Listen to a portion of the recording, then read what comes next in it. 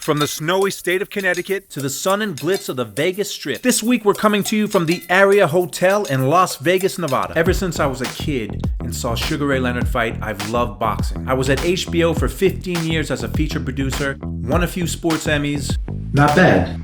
I got to travel the world and tell the great stories of these fighters. Maybe something of a rooting interest in Alexander among the entire HBO Sports crew here, because Alexander's manager is former HBO Sports producer George Jacobin.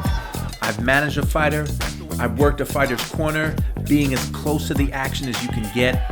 My life has revolved around boxing. This is the one and only One Round with George. February 5th was a busy day in boxing. Former welterweight champion Keith One-Time Thurman was back in the ring. He faced off against former 140-pound champion Mario Barrios, who was moving up in weight. For being off so long, I thought Thurman looked good, but he is not One-Time anymore. There were a few times in the fight it looked like he could take Barrios out, and he didn't. Thurman won a convincing decision. There's no doubt he's back on the scene. I thought he looked good after a long layoff, but will he ever become a champion in this stacked welterweight division? I don't know. Speaking of the welterweight division, it's the long-awaited return of Errol the Truth Spence. Spence is back on April 16th at AT&T Stadium for a unification match with Yordenis Ugas. Of course, this is not the fight that most fans want. Most fans want Spence and Crawford to face off, but anytime in boxing there's a unification, I think it's good for boxing. Spence hasn't fought in almost 16 months. He suffered a detached retina while he was training for Manny Pacquiao last summer. Of course, we all know in-step Ugas, who was too tough and too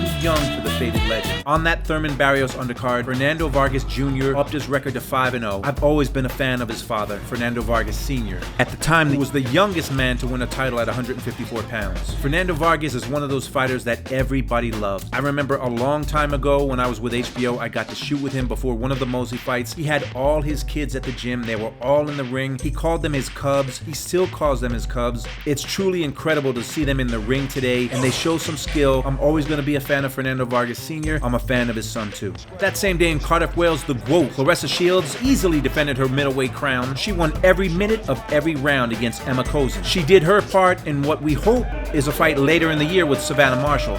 They had words after the fight. This is definitely a rivalry. It's a grudge match, and hopefully we see it later this year. And on that busy February 5th day on DAZN, Jesse Bam Rodriguez became the youngest champion in the sport today. He's 22 years old. He won the junior bantamweight title over Carlos Cuadras. You gotta love everything that Bam did. He was a late replacement. He stepped up in weight, and he really put everyone on notice who doubted his skills. A fight I'm going to keep talking about until it happens April 30th. Unified lightweight champion Katie Taylor and 7 division champion Amanda the Real Deal Serrano had another press conference, this time in English. Serrano pulled a little bit of gamesmanship. She challenged Taylor to change the fight to 12 3-minute rounds. Taylor declined. Chances are they would not have switched the rules for this fight, but boxing is like the Wild Wild West and anything goes. Again, April 30th cannot get here fast enough. A special shout out to former lightweight champion Robert Easter. Easter was shot 3 times last weekend in a robbery attempt. Doctors are on record saying that he's going to make a full recovery. We all hope you're well soon. And going back in history, February 11th, 1990, 32 years ago, one of the biggest upsets in all of sports history, Buster Douglas knocked out Mike Tyson and became the heavyweight champion of the world. He dominated most of that fight except for the 8th round when Tyson landed that uppercut, almost ended the fight. But 2 rounds later, it was over and there was a new champion. What I remember most about this fight is that I was in college. On the track team, a bunch of us were at someone's house watching the fight. As the rounds went on, more and more people crowded around the TV, all Douglas fans. I was the only Tyson fan in the house, and what we saw was one of the biggest upsets of all time. That's the bell. My time is done. Let's do this again next week. That exhilarating 1 round with me is over. Now you can go to my YouTube page. You can like the content, you can subscribe to the page, and there is more coming soon.